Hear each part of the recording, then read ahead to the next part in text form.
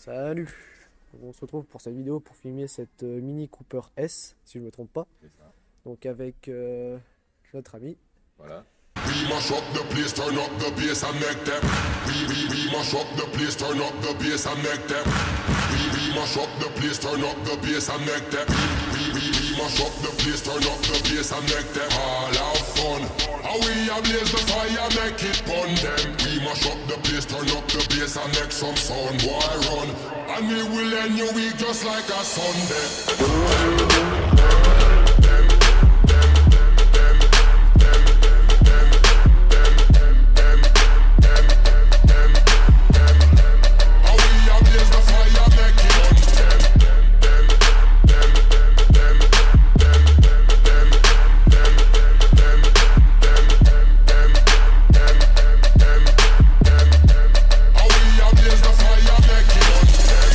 Donc enchanté Enrico, j'ai 21 ans, donc une Cooper S R53 de 2006, phase 2.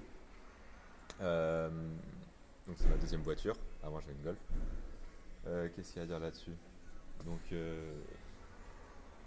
voilà, Cooper S R53, donc en compresseur, Ok. donc moteur Chrysler, donc pas le THP qui est sur la version R56. Donc elle fait 170 chevaux. Dans les 220 Nm de couple à peu près. Ok. Qu'est-ce que j'ai fait dessus? Donc peut-être avant, peut-être Ouais. sur les parties noires, c'est quoi? C'est qu'il y a eu un déchromage? Ouais, c'est ça. Donc j'ai mis un coup de plastique, donc bon, que je peux enlever après si jamais j'en ai marre. Donc il y en a eu sur quelle partie de la voiture? Donc les contours de phare, les petites écopes là sur le côté, et sur la trappe de réservoir, au niveau de l'arrière, j'ai fait le logo, la baguette et le sigle. Voilà. Ok. Ça rend assez sympa quand même, comme ça. Ouais, ça change un peu. Le petit stickers boiserie un peu, Toujours. toujours. Dessus, qu'est-ce qu'il y a eu d'autre? Donc les phares, les Union Jack. Ok. Donc normalement. Pas d'origine, celle-là? Non, non, d'origine, tu peux pas les avoir sur ces voitures-là. T'es obligé de passer par les mecs qui les font en impression 3D, en gros, d'après ce que j'ai compris. Ah oui. Donc je l'ai acheté déjà comme ça.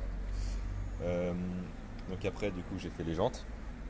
Donc à la base, c'était les jantes les BBS, qui est comme sur la MC40 en blanc. Sauf que j'en ai cassé une en deux. Oh, comment? Donc obligé de changer les quatre. C'était fait comment le cassage? Un nid de poule. Un nid de poule, ça l'a fissuré, après j'ai continué à rouler avec. Ah oui. Et du coup, elle a cassé. Donc voilà. Donc du coup, on est sur la même taille que d'origine. Ouais. J'ai juste pris des jantes en couleur bronze. Ensuite, qu'est-ce qui a été fait dessus? Au niveau de l'échappement, donc suppression d'intermédiaire avec des silencieux CSC. Donc ça fait un bon bruit, ça suffit pour tous les jours. Ouais. Après, il faudrait pas plus, ça serait trop. Bah conduire tous les jours, ça peut être vite. Ouais, c'est ça. ouais. Exactement. Qu'est-ce qu'il y a d'autre? Bah, c'est tout. Après les coques de rétro qui étaient blanches que j'ai repassées en noir. Et les clignotants orange qui sont repassés en blanc.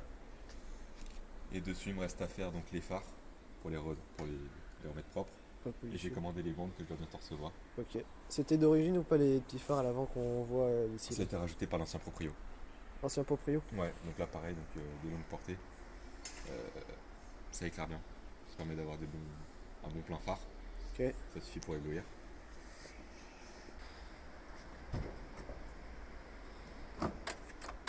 Ah, et le bouton se situe de l'autre côté du volant? Voiture anglaise. Avec une conduite française et l'autre. Ah oui, d'accord. Ouais, c'est ça.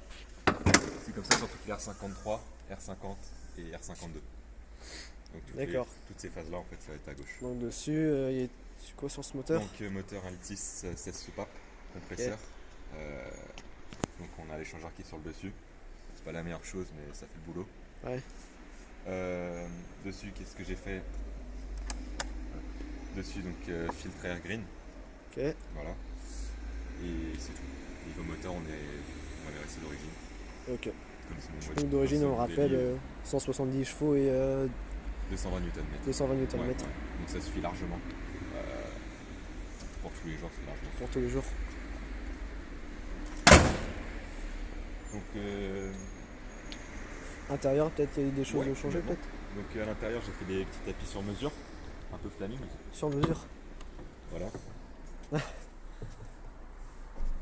pas si on voit. Peut-être un peu de lumière. Je peux tout refaire. Ah Ouais, oui, bon, d'accord. Pas très propre, mais bon. Non, ça fait le taf. Voilà, l'autre côté est plus propre. C'est quoi? C'est qu'il y a eu un petit, Ouais, donc petit là, rajout c'est du un coup. truc que tu branches sur la prise OBD. Ok. Ça donne un peu les valeurs du moteur, donc ce qui va être température. Pour être sûr qu'il soit chaud et tout. Ouais, c'est ça. Ok. Pour la température, surtout, je l'ai mis. Puis ça permet aussi de voir si tu as des défauts, tu peux les lire avec. Donc c'est pratique. Pratique. Ça évite de passer au garage pour une petite bricole. Ok.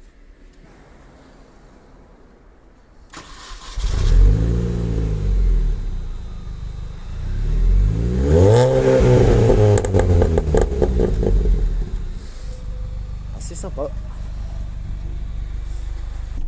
Je compte 3. Quand il pleut, c'est une savonnette.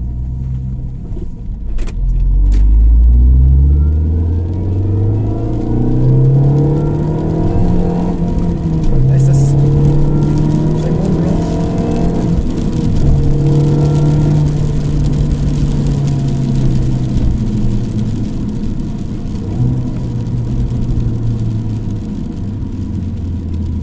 Ça marche plutôt bien. Ouais. Pour, Mais après, le truc, c'est que c'est léger quoi. c'est ça. On est quand même sur 1200 kg. Ah, quand même. Ouais. 1250 je crois à sec. Donc avec le plein et puis dedans on va dire quasiment 1005. On a un gros réservoir là-dessus. 60 litres.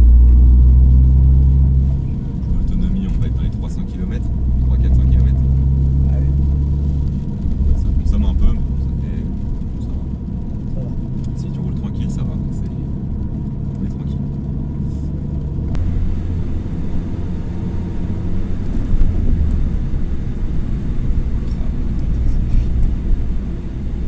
Là, je vais sur un parking. Il n'y a pas de parking.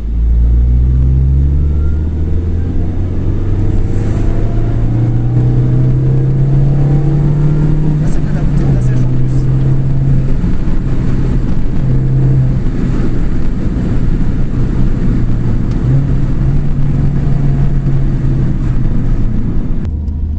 Donc, niveau tarif du coup. Niveau tarif, bah oui. Du coup, je disais, on va être à 6000 €. Ouais, 9. Non, Ouais. de gaz. Gaz, ouais. Ouais, je l'ai eu à 6000 € celle-ci, Ouais. à peu près. Après, au niveau des modifications, entretien, petite réparation, trucs comme ça, on va être dans les 3000 encore. Donc là, en tout, elle m'a coûté 9000. Donc ça reste un petit budget, mais ça va. Ça se maintient. Permis, ça va. Au niveau de l'assurance, j'en suis à 80 € au tir étendu. Ouais. Si j'étais en tourisme, on était à 150 €. Sachant que je change de permis, donc ça reste raisonnable. Ouais. Voilà. Qu'est-ce qu'il y a au niveau des tarifs? Donc, ouais, comme je disais tout à l'heure, donc, au niveau des entretiens, donc c'est tout ce qui va être entretien et pièces, donc c'est du BMW, donc ça reste un petit budget quand même. Ouais. Donc on va pas être sur des prix bas non plus. Qu'est-ce qu'il y a d'autre? Tout ce qui va être les jantes par exemple, elles m'ont quand même mis une belle cartouche celle-ci. Donc comme j'avais fissuré la BBS, du coup je me suis acheté des rotas. D'accord. J'en ai eu pour on va dire 700 € de jantes, mais je me suis pris des frais de douane. La donne dessus. Ouais, 136 € par paire de jantes. Donc il y a 300 € de frais de douane. Ça fait un peu mal. Après les pneus, moi j'en ai eu pour 250 € de pneus. Et à l'arrière j'ai récupéré ceux qui étaient sur les autres jantes. Les pneus avant j'étais obligé de les changer parce que du coup le pneu avait éclaté comme la jante était fissurée en deux. Oui, voilà, ça fait plaisir.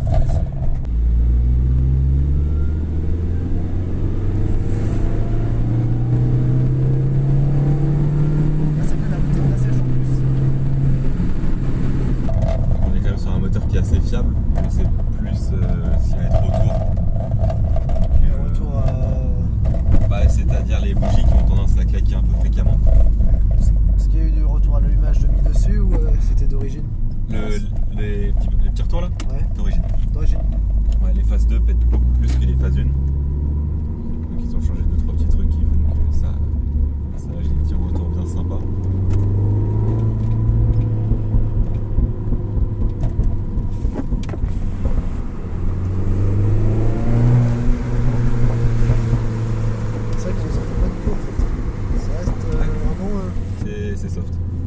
c'est pas épuisant en fait. Parce que sur des longs trajets par exemple, c'est vrai qu'on peut pas l'enlever ça. Non, c'est d'origine, c'est comme ça. Après, je pense avec un petit carton, ça peut se faire, mais bon. Ouais. C'est sympa de les avoir. Ouais, Et c'est vrai que c'est sympa. une fois que t'es en 4ème et que tu roules au-dessus de 80, t'entends plus rien, tu les entends plus du tout. Ce qui peut être épuisant, c'est le bruit du compresseur. Donc quand tu roules, ça a tendance à charger, tu sais, faire un petit sifflement. Donc ça peut être un peu épuisant. Après, c'est vrai que aussi les suspensions, c'est assez dur. Sinon, ça reste une bonne voiture pour tous les jours. C'est vrai que je me vois mal faire des longs trajets avec. Parce qu'en long trajet, il y a eu quoi qui a été fait peut-être en long trajet? En long trajet, ouais. J'ai pas été très loin avec parce que je l'ai depuis 6 mois. Allez, ça rend toute. Je l'ai depuis septembre, toute jeune. Depuis 6 mois. Et avec les confinements et tout ça, on était vite bloqués. C'est vrai que le plus loin que j'ai été pour le moment, c'était une 50aine de kilomètres à peu près. Ah oui. Après, au niveau des balades ou quoi, quand j'en ai fait avec des potes, c'est vrai qu'on pouvait faire 300-400 km dans la journée. Donc ça allait, mais c'est vrai qu'à la fin de la journée, t'as mal au dos. Et t'es fatigué parce que la boîte est dure. Le volant est dur. L'embrayage. Enfin, tout est un peu plus rigide que sur une voiture basique. D'accord. Mais sinon, ça reste plaisant comme bagnole. Ça reste très plaisant. Il y a une petite communauté autour de ça et c'est vrai que c'est bien sympa. Et l'intérieur a pas mal vieilli au final. Hein. Non, plutôt. C'est pratiquement le même qu'on a. Ouais. Toujours le compteur central. Donc que tu peux aussi avoir avec un écran à la place. Maintenant, définitions. c'est ça. Même sur les anciennes. Les anciennes avaient le droit à un écran? Tu t'en as avec des écrans. Bon, c'est pas des poses écrans. Ouais. Ça fait le boulot. Parce que c'est la date de quelle année déjà? 2006. 2006, elle a commencé en 2000, si je dis pas de bêtises, 2000 ou 2002. Voilà, ces années-là. Donc la phase 2 a fait de 2004 à 2006. Enfin 2004 à 2006. Et du coup, tu peux avoir un écran, ou alors tu avais le pack chrono où tu avais le compteur et le contour. Donc, au niveau du contour ici. Ouais. Et ici, tu avais des petites jauges pas spécialement précises, mais bon, ça faisait le boulot. D'accord. Et qu'est-ce que tu avais d'autre?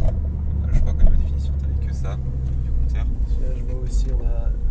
C'est un petit câble qui a été rajouté, hein, c'est ça? Ouais, ça je l'ai rajouté, donc, surtout pour avoir tout ce qui va être température, tour minute aussi pour être sûr que ce soit bien ensemble. Petite sécurité en plus. Ouais, parce qu'au cas où si ça Ouais, une petite là, défaillance. C'est ça, sur ce truc-là, je l'ai surtout acheté pour pouvoir lire les codes défauts parce que c'est vrai que c'est pratique. Ah, parce qu'on peut lire les codes défauts dessus? Ouais, tu peux lire les codes défauts, donc c'est pratique. Et t'as souvent un petit voyant qui s'allume, un petit voyant moteur. Mais sinon, ça va pas mal vieilli du tout. C'est même plutôt au goût du jour pour l'année en fait, je veux dire. Ouais, bah même l'extérieur, franchement, ça fait neuf. Hein. Ouais, sûr que par rapport aux dernières, t'as un gap quand même qui est important, mais c'est vrai que entre celle-là et la version d'après, c'est kiff-kiff.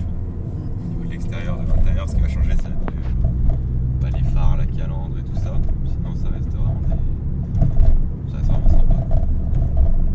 Et ça n'a pas du tout pris un coup de vieux comme certaines voitures. Ah, il y a des voitures de la même année qui prennent beaucoup plus. Ouais, c'est ça. Surtout chez du BM, en fait. Moi, perso, je trouve que certaines voitures des années 2000 ont pris un gros coup de vieux, tout ce qui va être 46. Il y a certaines voitures où j'ai du mal. Enfin, perso, je trouve que ça a pris un petit coup de vieux. C'est le 46 et le 39. Après, je dis pas que j'aime pas, mais c'est que par rapport à maintenant, les lignes, c'est vrai que c'est vraiment à l'ancienne. Ah, c'est vrai qu'elles sont quand même restées anciennes, oui. Ouais, de ce côté-là, oui. Mais c'est vrai que ça reste sympa comme bagnole, tout ce qui va être dans ces années. C'est pas trop vieux, c'est pas trop récent. C'est juste milieu en fait. Ouais, c'est ça, c'est une 15-20 ans, c'est impeccable. C'est impeccable. Quand tu peux pas avoir les derniers modèles, ça reste à des prix abordables. Ouais, chez Mini, ça reste abordable. Au niveau des prix, sur l'occasion, comme ça, on va être pour la même que moi, on va dire en meilleur état, on va être dans les 9-10 000 à peu près. Les versions d'après, on va être dans les 12 000, allez, on va dire. Puis t'as les toutes dernières, donc les F56 qui elles vont encore tourner dans les 20 000. Donc là, on commence à être sur des vrais budgets. Et après les nouvelles, on est sur plus de chevaux aussi. Ouais, bah t'as les 192 chevaux d'origine, donc avec le 2 litres BM. D'accord. Et voilà, donc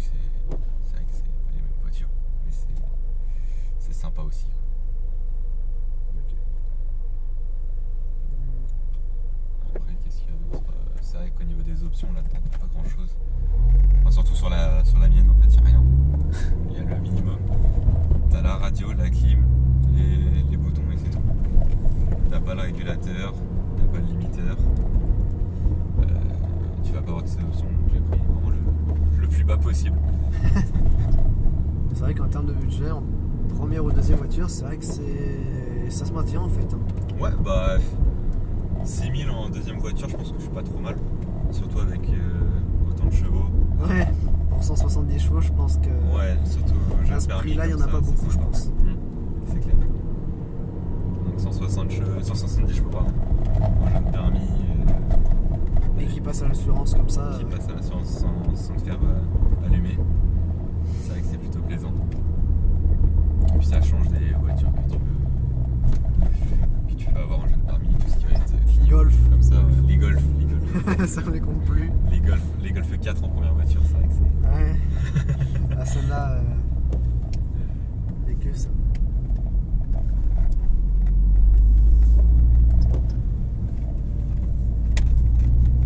Tu vois, quand on roule calme, en fait, c'est pas gênant en fait. Ouais. Ouais, les Dodan restent un peu tape-cul encore, mais Ouais, après c'est. ça va en fait. Voilà. C'est vrai que c'est assez bas aussi comme voiture, faut faire attention à ça. Les trottoirs sont bas. Bah, les bas de caisse sont vraiment bas, du coup ça a tendance à gratter au niveau des pare-chocs. C'est vrai qu'il y a quelques Dodan où j'ai le pare-choc avant qui gratte un peu. Là. Et les silencieux sont frottés en dessous. Jusqu'au silencieux parfois. Ouais, j'ai le silencieux qui frotte sur certains Dodan. Ou dans les descentes qui sont un peu trop raides. C'est ça. Tu sens que ça gratte. Pas grave, hein, mais bon. Voilà, donc avec la moitié du plein à peu près, 230 km en roulant calmement. Donc du transit quoi, en roulant calmement ou Ouais, c'est ça. En roulant calmement, on va être aux alentours de 10 litres. 10 litres. Voilà, sur l'autoroute, on va tourner plus à 7 litres. Voilà, en ville, c'est vrai que ça consomme un peu. Et si tu tires dedans, tu montes vite à 20 litres. 20 litres. Ouais, ça peut monter jusqu'à 20 litres sans problème. Sachant que 20 litres, là on commence à causer avec les voitures plus sportives quand même. Voilà, ouais, ça commence à faire des consos de grosses bagnoles. Ouais. Ouais. Et sur une petite voiture comme ça, c'est vrai que c'est le même principe qu'Abarth, hein, ça consomme beaucoup. C'est sympa, mais ça consomme beaucoup. Voilà, c'est le principe. C'est ça.